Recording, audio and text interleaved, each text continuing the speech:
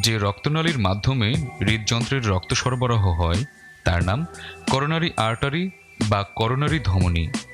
এই ধমনীতে চর্বি জমে কিংবা রক্ত জমাট বেঁধে অনেক সময় রক্তপ্রবাহের পথটি ক্রমশই সংকুচিত হয়ে পড়ে। ফলে করোনারি আর্টারি ডিজিজ নামে এক ধরনের অসুখ হয়। এটি একটি মারাত্মক অসুখ। পরিসংখ্যানে দেখা গেছে ৩৫-এর বেশি বয়স্ক মানুষের সব ধরনের মৃত্যুর প্রায় ১/৩ ঘটে এই অসুখের কারণে। করোনারি আর্টারি ডিজিজে সাধারণত রোগীর বুকে তীব্র ব্যথা, সেই সঙ্গে বুকে চাপ এবং পরিশ্রমজনিত শ্বাসকষ্ট অনুভূত হয়, যাকে অ্যানজাইনা বলে।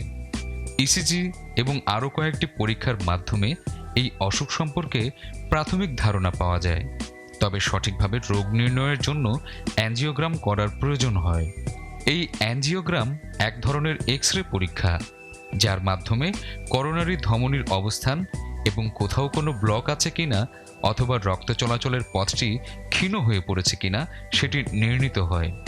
সাধারণত হাত অথবা পায়ের প্রধান ধমনীতে একটি বিশেষ ধরনের ক্যাথেটার প্রবেশ করিয়ে সেটি হৃদযন্ত্রের কাছাকাছি করোনারি ধমনীর মুখে নিয়ে যাওয়া হয়। এরপর এক্স-রেতে দেখা যায় এমন একটি কন্ট্রাস্ট ডাই সেখানে ঢুকিয়ে দেওয়া হয়। মনিটরে এই কন্ট্রাস্ট ডাইটির গতিপথ লক্ষ্য করে সহজেই করোনারি ধমনী এবং তার শাখা প্রশাখা নিরীক্ষণ করা যায়। অ্যাঞ্জিওগ্রাম করার সময় যদি করোনারি ধমনীর এমন কোনো সমস্যা দেখা যায় যার তাৎক্ষণিক চিকিৎসা সম্ভব, তখন অ্যাঞ্জিওপ্লাস্টির মাধ্যমে সেটি করা হয়। আবার অনেক সময় আলাদাভাবেও ইলেকটিভ অ্যাঞ্জিওপ্লাস্টি করা হয়। করোনারি ধমনীর যে অংশে চর্বি বা রক্ত জমাট বাঁধার কারণে রক্তপ্রবাহ ক্ষীণ হয়ে পড়ে, সেখানে বেলুন ক্যাথেটার ঢুকিয়ে সেটিকে ফুলিয়ে দেওয়া হয়। ফলে পথটি আবারও উন্মুক্ত হয়ে যায়। অনেক সময় এই সংকুচিত রক্তনালীকে দীর্ঘদিন সচল রাখার জন্য সেই স্থানে একটি স্টেইনলেস স্টিল স্টেন্ট বা একটি ফাঁপা টিউব স্থাপন করা হয়, যাকে সাধারণ ভাষায় রিং বলা হয়।